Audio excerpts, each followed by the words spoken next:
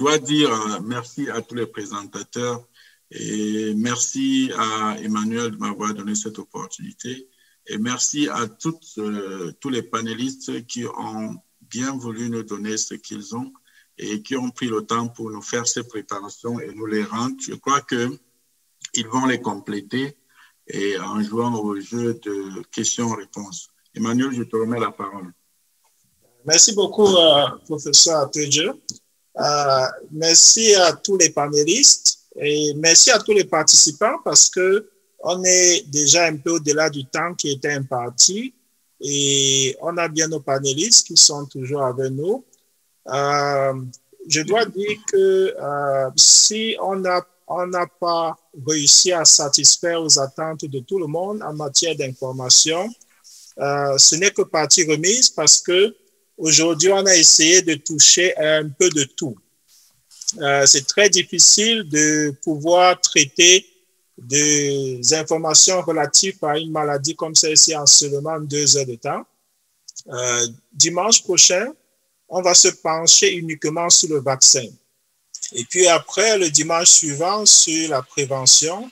Et puis après, on prendra la prise en charge des malades. Et d'autres webinaires vont se focus sur d'autres maladies parce qu'il n'y a pas que le COVID. Donc, si on n'a pas le temps aujourd'hui de répondre à toutes vos questions, n'hésitez pas, s'il vous plaît, posez vos questions sur le chat. Vous pouvez aussi nous les envoyer par email et bien sûr dans nos différents forums, que ce soit dans le groupe Le Grain ou à Limbo, vous pouvez aussi poser vos questions. On répondra à toutes ces questions au fur et à mesure qu'on passera d'un sujet à un autre. Donc, certains de nos collègues vont revenir pour pouvoir élaborer avec plus de détails certains de ces aspects, déjà en commençant par le vaccin dimanche prochain. Ceci dit, on va commencer par les questions qui ont été posées dans le forum.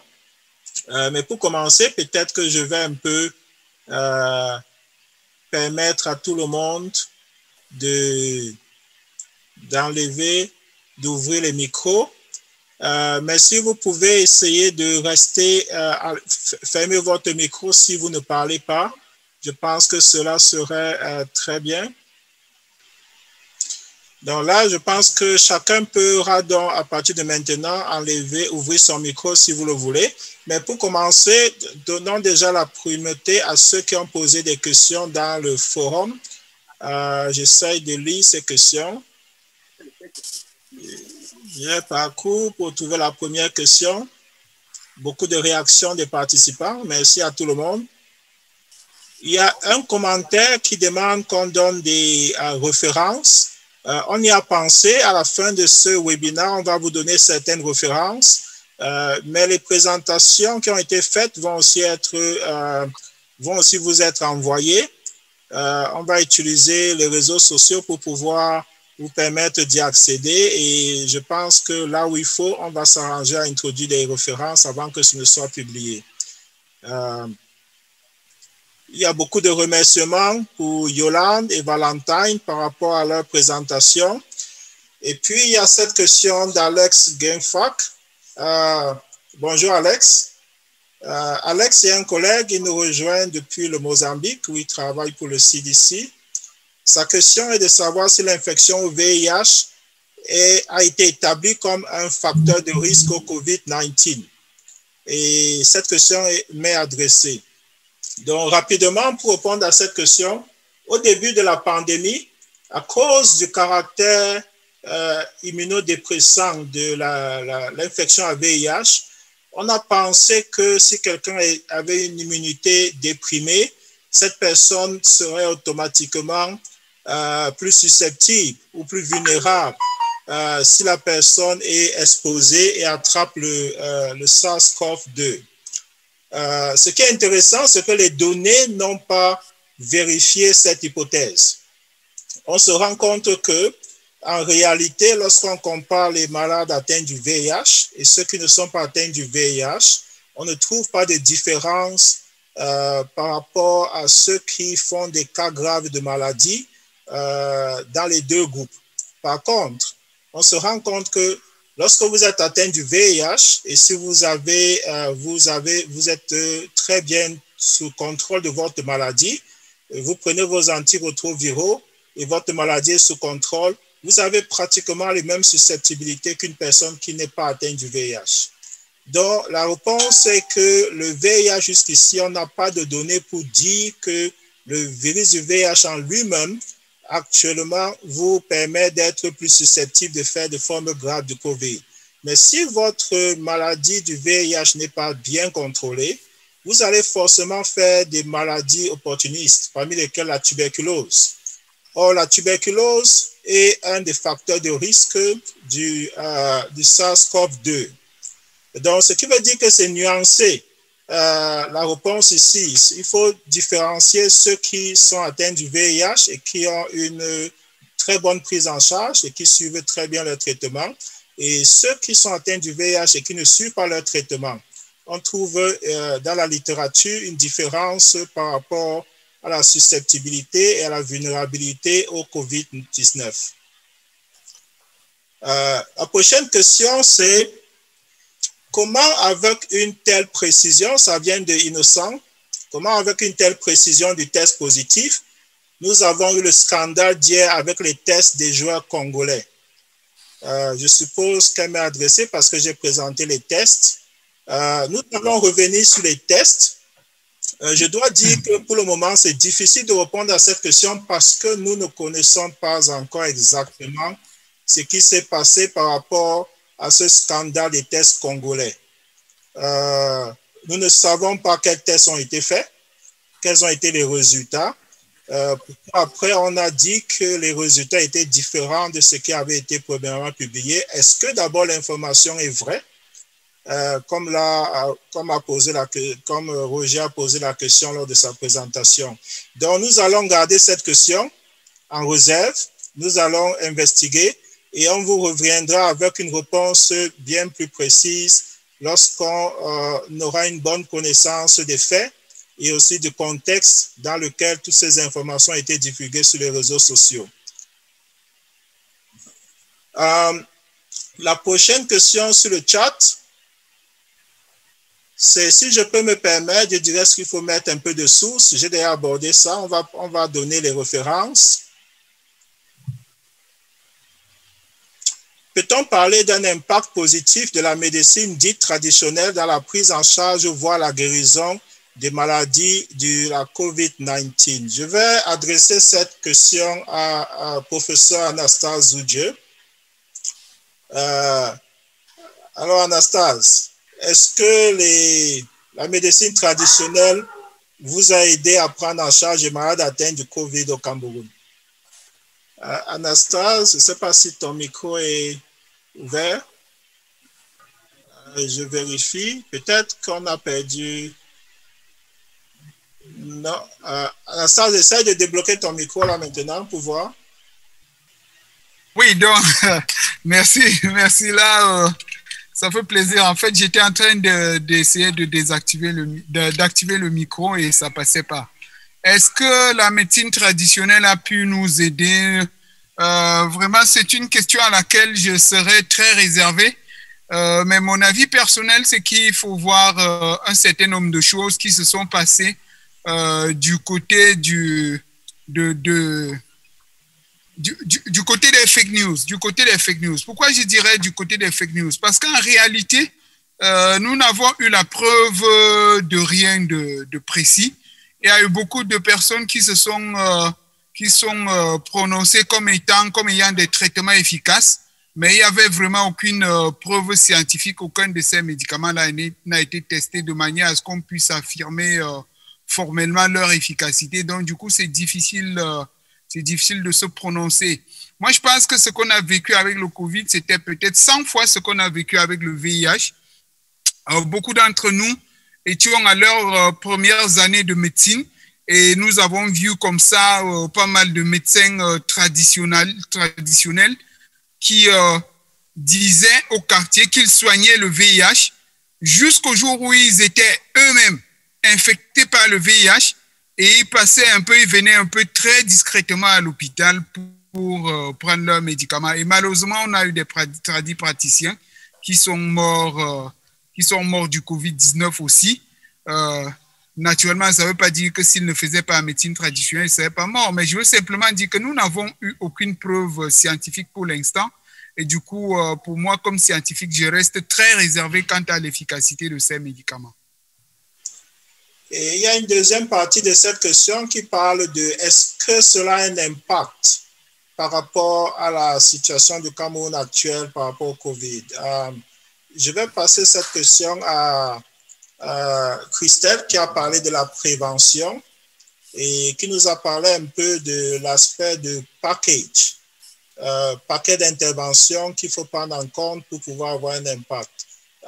Christelle? Excuse-moi, Emmanuel, je n'ai pas compris la question. Peux-tu répéter, s'il te plaît? La question est de savoir est-ce que les médicaments traditionnels au Cameroun ont un impact par rapport à la situation du Covid actuelle. Tu es sûr que je suis la bonne personne pour répondre, Emmanuel? Non, si tu dis non. Oui, si tu dis oui.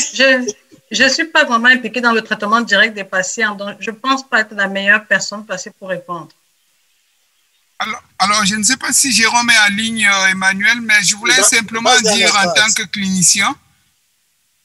Oui, vas-y. Oui, je voulais simplement dire en tant que clinicien qu'il faut. Oui, je voulais dire en tant que clinicien qu'il faut se méfier, de tout ce qui a été proposé comme étant des médicaments efficaces sans preuve. Je ne voudrais pas indexer particulièrement la médecine traditionnelle, mais je dirais qu'en tant que clinicien, nous avons reçu pas mal de patients qui arrivaient tardivement à l'hôpital parce qu'ils prenaient justement des traitements qui naturellement n'étaient pas efficaces. Et donc, il y a eu non seulement un retard sur le plan diagnostique, mais également un retard à la sollicitation de l'équipe médicale. Et malheureusement, parfois, ça se soldait par des décès. Donc, vraiment, passer toute la journée à prendre des traitements douteux, s'administrer toutes sortes de potions pour venir à l'hôpital très tard la nuit et s'en prendre à l'équipe médicale, comme nous avons vu là. C'est ni plus ni moins de la sorcellerie et vraiment nous inviterons plutôt nos populations à rester très prudents et à faire recours assez rapidement aux équipes médicales quand ils ont les premiers symptômes. Quand il y aura des traitements efficaces, eh bien, tout le monde sera forcément informé. Alors, puis-je je voudrais juste dire que Anastasia a parfaitement raison. Dans une situation comme celle-ci, une population désespérée, nous sonnons l'alarme par rapport à un virus et nous ne leur proposons pas un traitement. C'est le breeding ground, c'est vraiment les conditions appropriées pour que tout ce qui est inapproprié éclore et germe et cause des problèmes. Mais je crois qu'au-delà de critiquer les collègues et les praticiens et autres personnes qui ont voulu apporter une aide à la population pour une raison ou une autre, ça peut être pour des raisons lucratives, ça peut être pour des raisons sociales ou autres. Mais au-delà de les critiquer, peut-être nous devrions leur donner une espèce de guide pratique de comment faire pour que votre médicament soit accepté. Parce qu'à la fin, comme dit Anastasia, si le médicament a prouvé qu'il est efficace, ben nous allons l'utiliser. Mais si vous n'avez pas prouvé, nous ne pouvons pas l'utiliser. Et ce n'est pas tout le monde qui sait comment on met un médicament sur le marché. Il y a Valentin qui expliquait tout à l'heure les différentes phases qu'il faut suivre pour l'autorisation de mise sur le marché. Et le fait qu'on peut les accélérer si on est dans une situation de pandémie ou d'urgence de santé publique, on peut le faire. Je ne suis pas en train de dire que les praticiens, les potions traditionnelles, parce qu'on ne les appelle pas médicaments, ils ne sont pas des médicaments encore, jusqu'à ce qu'on sache qu'ils marchent. Mais des potions traditionnelles ne peuvent pas être utilisées sans avoir démontré, premièrement, qu'elles sont safe, qu'elles ne sont pas un risque à la population, deuxièmement, qu'elles sont efficaces, qu'elles font ce qu'on dit qu'elles font, et troisièmement, qu'elles peuvent le faire de façon générale sur la population. Donc, phase 1, phase 2, phase 3. Nous sommes obligés de suivre ces phases-là, et tant que nous ne les avons pas suivies, il n'y a pas de médicaments. Donc, les médicaments miracles, ça n'existe pas, il y a une méthode pour y arriver. Nous voulons bien soutenir tous ceux qui veulent qui ont des idées, qui ont un produit, nous pouvons les aider, les guider dans la procédure de mise en place, de mise sur le marché, mais on ne peut pas court-circuiter ces procédures pour apporter des traitements à l'hôpital qui n'ont pas été prouvés être safe, sains, efficaces et puis être applicables à la maladie dont on parle. Oui, je voudrais ajouter aussi que si Jérôme était encore connecté avec nous, il aurait certainement apporté une précision de taille, c'est-à-dire que le ministère de la Santé publique au Cameroun a une sous-direction, si je me rappelle bien, ou alors un service de la médecine traditionnelle. Donc, il n'y a pas une compétition, comme on aime bien vouloir le dire, entre la médecine moderne et la médecine traditionnelle. Le gouvernement camerounais a bel et bien toute une structure qui s'occupe de la médecine traditionnelle. Mais que ce soit la médecine moderne, que ce soit la médecine traditionnelle, il n'en demeure pas bien qu'une idée, c'est une idée, c'est une hypothèse. C'est bien qu'on ait des idées parce que c'est des idées que découlent des innovations. Mais avant de déclarer qu'une idée, c'est une innovation, il faut la tester. Il faut tester. Yolande et Valentine ont parlé des différents procédés. Et ces procédés n'ont rien à voir avec la nationalité ou avec le continent. C'est des processus universels. En fait, je devais même dire que c'est le common sense. Personne n'investirait, par exemple, toute sa fortune sur une idée pour laquelle cette personne n'a pas un maximum d'informations et être sûr qu'il y aura un minimum de retour d'intérêt ou de retour d'investissement. Donc, c'est la même chose en médecine. Personne ne donnera un produit à sa population sans être sûr que cela, premièrement, ne va pas entraîner plus de morts que la maladie qu'on veut traiter. C'est pour ça qu'on parle de safety. Ou alors que ça va avoir un effet par rapport à cette maladie. C'est là où on parle de l'efficacité. Donc, il faut toujours tester les hypothèses qu'on a. Et le ministère de la Santé publique au Cameroun a bel et bien toute une structure en place qui travaille avec les praticiens. Donc, juste pour donner cette clarification qu'en réalité, contrairement à ce que l'on puisse penser, il n'y a pas une compétition de ce côté-là. La médecine moderne, c'est la médecine moderne. La médecine traditionnelle, c'est la médecine traditionnelle. Chacune a ses méthodes et chacune est respectée dans l'environnement du Cameroun, que ce soit sur le plan politique ou alors par rapport à ce qui se fait. Moi, je me souviens que lorsque j'exerçais encore en clinique au Cameroun, je ne me souviens pas d'un malade qui est venu me voir sans aller chez le praticien. Ça ne m'avait jamais posé de problème. Et je pense que c'est pareil pour chacun de nos collègues qui est ici, qui peut en témoigner. Nous n'en avons jamais fait de cas. Et vous-même, en tant que malade, je ne pense pas que jamais un médecin ait eu à critiquer un malade parce qu'il est parti chez un praticien. Donc, ceci dit, la prochaine question là, c'est peut-on déduire que le taux de mortalité suite à la COVID en France est dû au fait qu'il y a des soins en tant que tels, pas de protocole précis, et même si les patients sont oxygénés, reçoivent un traitement à la corticoïde. Je pense que cette question interpelle un peu le professeur Mekonto. Alors, est-ce que le taux de mortalité élevé en France est dû au fait qu'il n'y a pas de protocole de traitement précis, que les malades sont oxygénés, reçoivent un traitement à la corticoïde et ne reçoivent pas de traitement? C'est un peu ça la question. OK. Donc, ce que sous-entend la question, c'est que le traitement symptomatique ne suffirait pas. Alors, deux éléments. Donc, il y a bel et bien un protocole de soins, mais un protocole de soins qui s'est, au fil du temps, concentré sur les actions qui sont démontrées comme diminuant la mortalité, sur la base générale de ce qu'on appelle la médecine basée sur les preuves. Donc, au début, bien entendu, qu'on administrait de l'hydroxychloroquine, de l'azithromycine. Il y a plein de... Dans mon service, on a administré du remdesivir, etc. Au début de la pandémie, quand il n'y avait pas encore d'études permettant de savoir si c'était efficace ou pas, étant face à des malades qu'il fallait traiter, on a bien sûr fait le maximum. Et ensuite, ces molécules ont été évaluées dans des essais randomisés. Et la conclusion qui en sort, c'est que le rapport bénéfice-risque n'est pas favorable. Les actions positives qu'ils procurent n'excèdent pas les risques auxquels ils exposent le malade. Vous êtes au courant des troubles du rythme avec la chloroquine et de l'insuffisance rénale qu'on a avec certains antiviraux. Et donc aujourd'hui, le constat est qu'il n'y a pas de traitement étiologique qui permette de freiner le virus en tant que tel. Il n'y a pas d'antiviral qui marche. En revanche, il y a des molécules qui marchent. Il y a une étude anglaise qui a démontré que les corticoïdes, en réduisant la réaction inflammatoire, réduisaient de 30% la mortalité.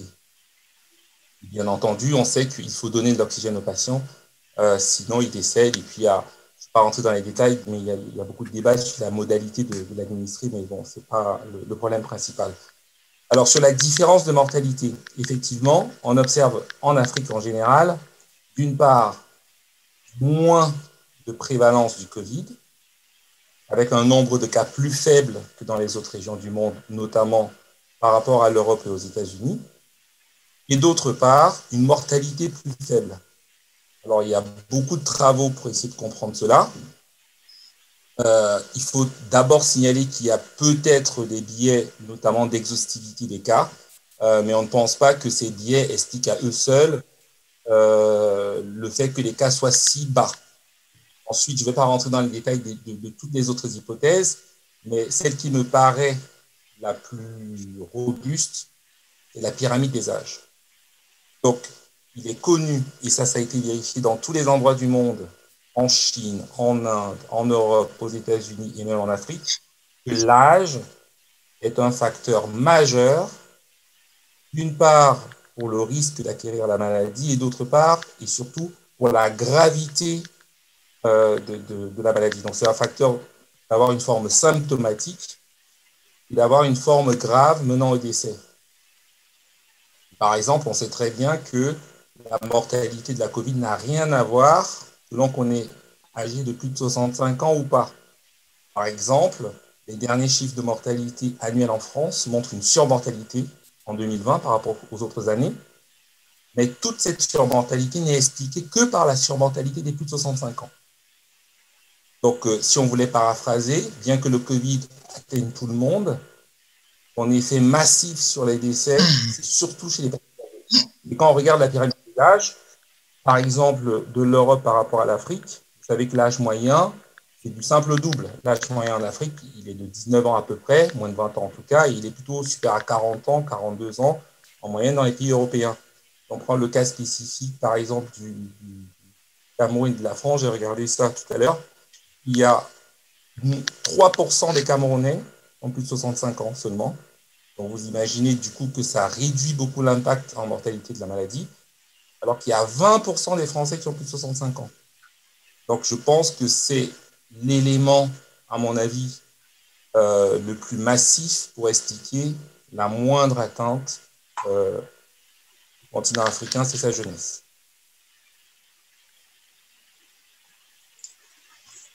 Merci, professeur. Je pense qu'on peut poser la question, on peut peut-être permettre aux participants, 2 ou 3, de pouvoir faire des commentaires à ce point. Si vous voulez parler, est-ce que vous pouvez enlever votre micro et puis si vous voulez faire un commentaire, vous pouvez y aller ou poser une question. On va revenir aux questions qui sont dans le chat.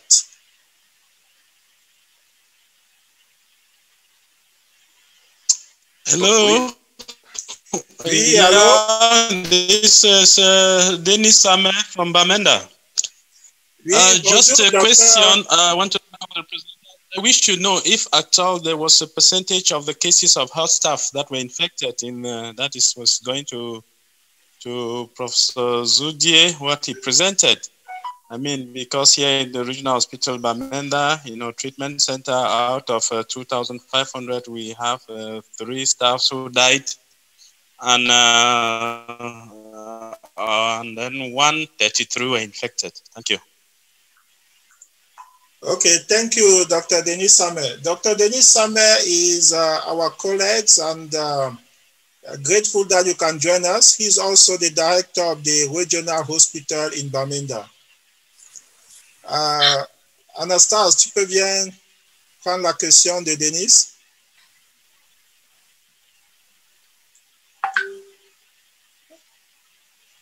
Tu m'as interpellé là, Emmanuel. Je n'ai pas bien suivi la question, s'il te plaît. Oui, Dennis, can you please repeat your question? Allô? Oui, yes, okay. It's Dennis Samer. I was just saying that can you give us hello? I'm still repeating the question.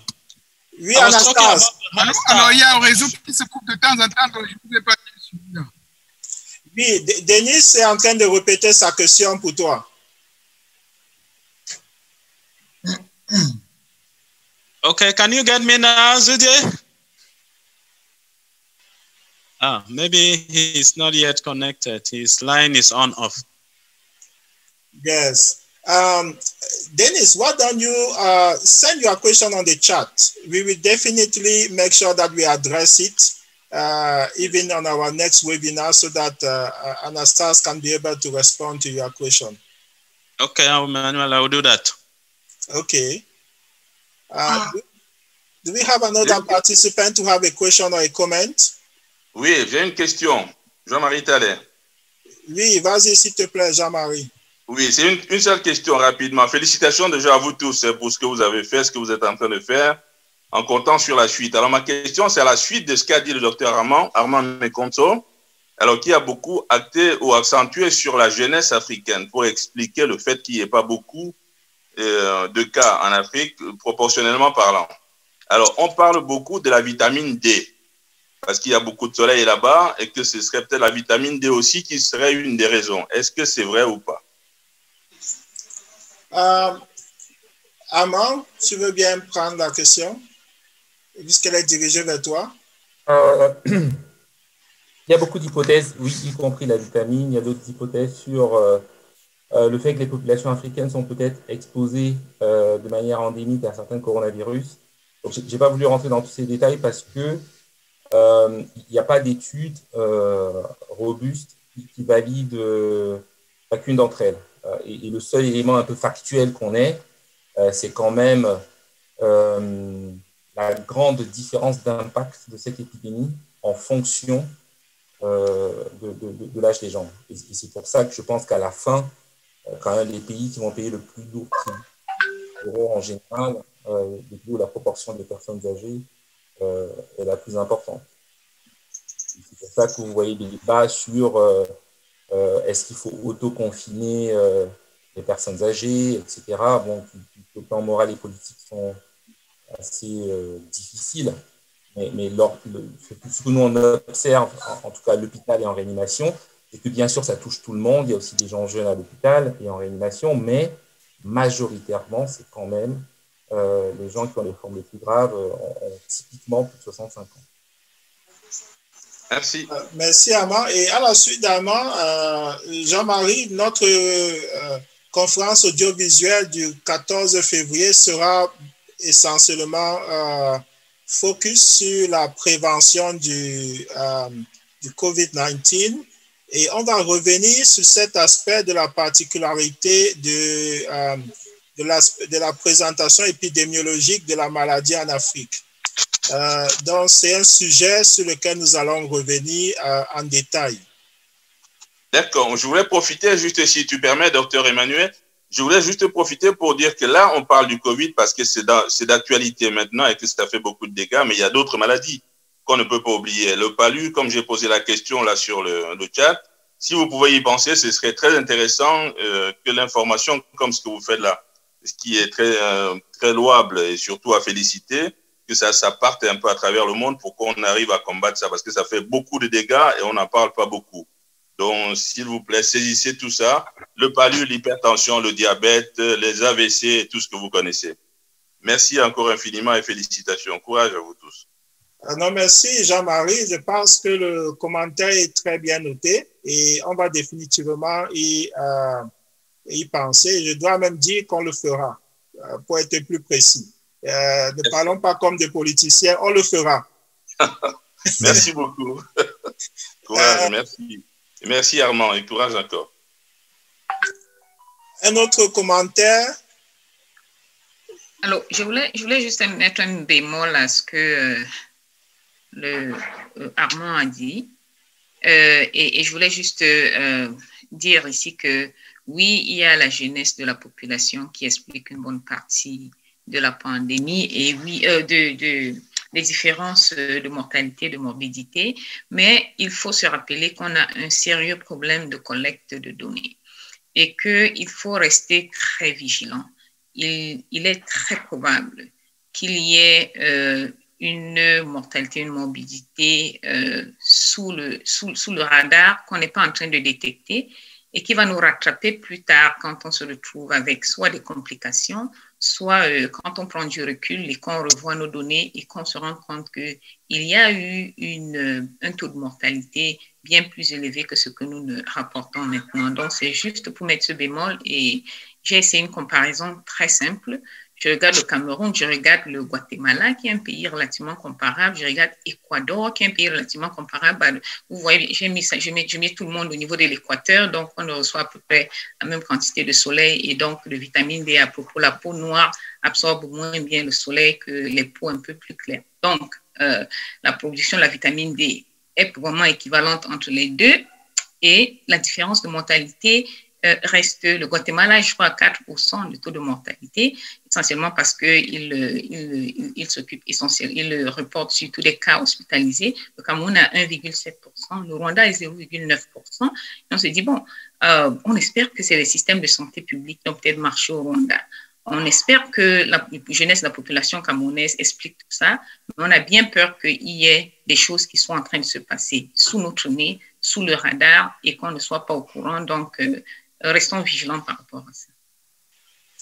Alors, merci, Yolande. Je veux être un peu sensitif à l'aspect du temps.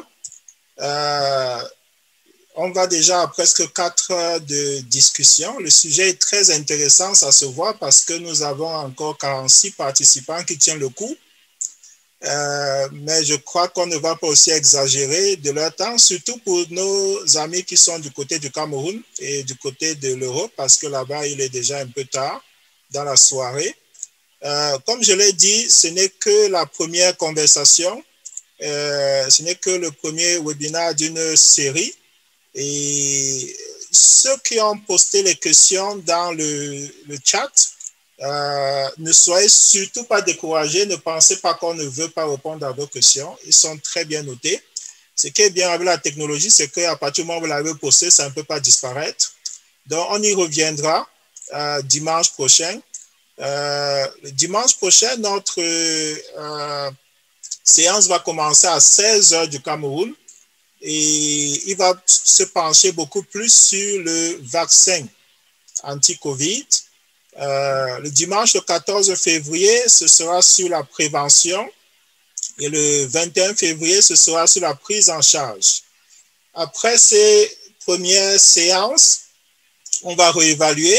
On aura certainement une séance qui va aborder des aspects moins médicaux parce qu'il faut aussi penser à la prise en charge psychosociale. Il faut aussi penser à l'impact économique, à tout ce qu'une pandémie peut apporter comme conséquences dans nos familles, dans nos communautés, dans nos villages, dans nos villes, dans notre pays.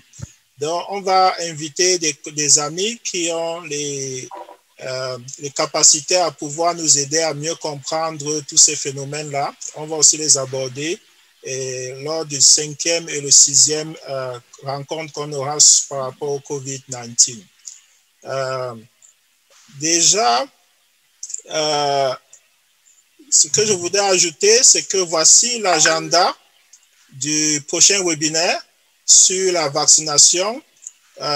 J'aurai le plaisir d'être rejoint par notre collègue André-Pascal Kenyé, professeur Kenyé, qui est du côté de l'Afrique du Sud.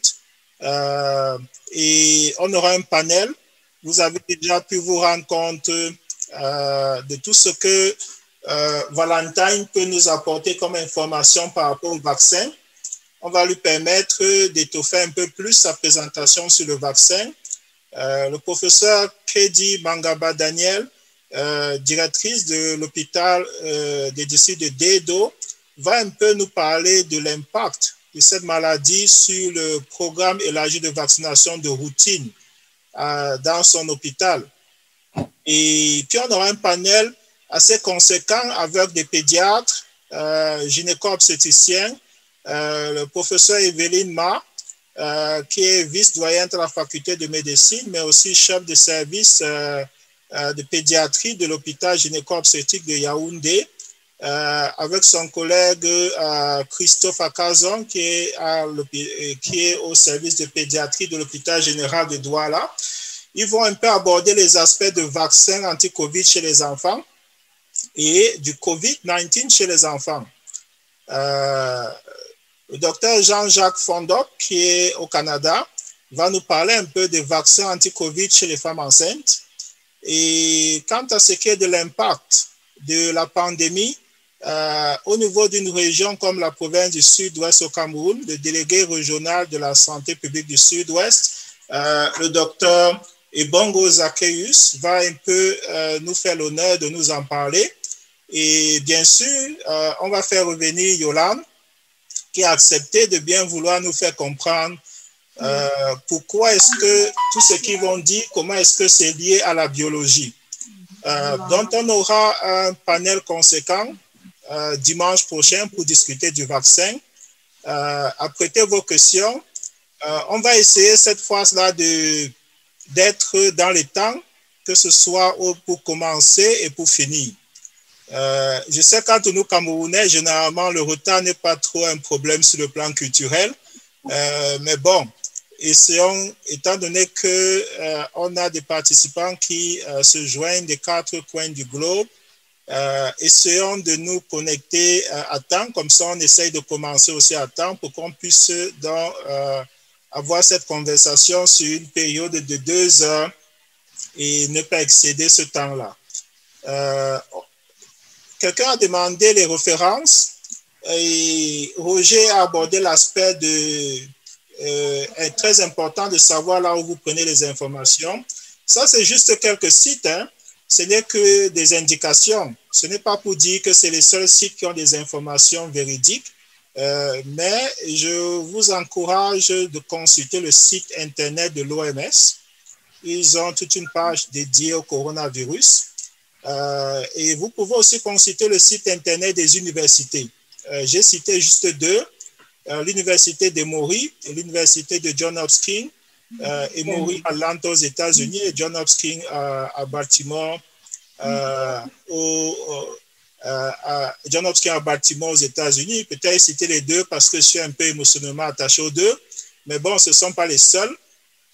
Les données que j'ai présentées dans ma présentation viennent du site Our World Data.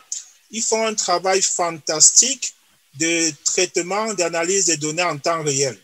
Ils collectent des données qui viennent de tous les pays et ils ne font pas simplement la mise en forme de ces données en termes de database, mais ils font aussi des analyses et ils présentent des visualisations fantastiques. Tous les graphiques que j'ai présentés, en fait, viennent de ce site. Vous pouvez les consulter. Ils sont assez simples dans les explications pour que vous puissiez un peu voir ce qui se passe au jour le jour et c'est update en temps réel. Et puis, aux États-Unis, le CDC a aussi une page web. Et je n'ai pas consulté, mais je suis convaincu que le ministère de la Santé a aussi tout un ensemble d'informations. La semaine prochaine, on va essayer de vous les fournir dans le contexte camerounais. Mais au moment où on commence ces webinaires, nous allons aussi constituer une base de données de toutes ces informations. Nous allons poster ces webinaires, l'enregistrement, mais aussi les vidéos, nous allons les mettre sur la page Facebook et YouTube de Le Grain. Ce sera communiqué dans les groupes WhatsApp de Alimbo et de Le Grain. Et ces informations seront simplement à votre disposition pour être utilisées. Si vous avez des questions, vous pouvez envoyer vos messages à cette adresse email. Et bien sûr, je suis sûr que les conversations vont reprendre de plus belle dans nos différents forums sur les réseaux sociaux par rapport à ces sujets. On espère simplement que ce qu'on aura discuté aujourd'hui va un peu avoir un impact sur la qualité des conversations qui vont se dérouler à partir de maintenant. C'est pas Roger, est-ce que tu voudrais conclure pour nous tous? Alors, excusez-moi. Je suis tellement resté longtemps, je crois qu'il faut boire quelque chose. Je ne me suis pas levé de mon siège depuis 4 heures. Quelle conclusion? D'abord, remercier tout le monde, remercier Yolande que je ne connaissais pas, Christelle, Valentine, Mesmin, je ne sais pas si finalement il s'est connecté ou pas, Anastasse, et bien sûr Armand que je trouve l'occasion ici de revoir.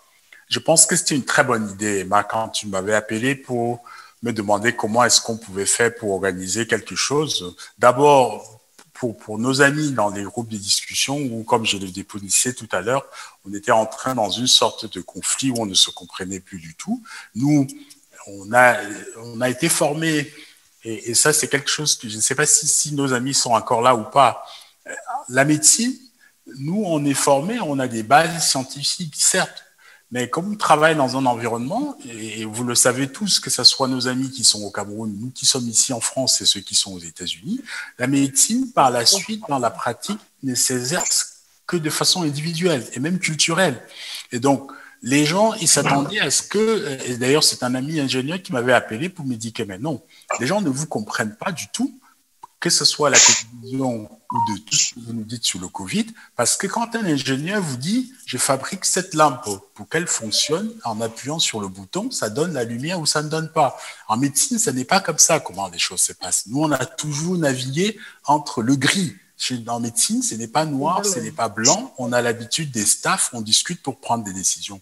Quand tu m'avais proposé donc qu'on s'asseye pour discuter avec nos amis comme ça, pour essayer de nous entendre entre nous, parce que certains, ils sont allés jusqu'à penser que nous, la façon de leur présenter le problème, c'était, comment, je n'arrive pas à trouver l'expression claire, ils avaient l'impression qu'on se mettait au-dessus, qu'on ne les écoutait pas parce qu'on n'arrivait pas à faire des choses.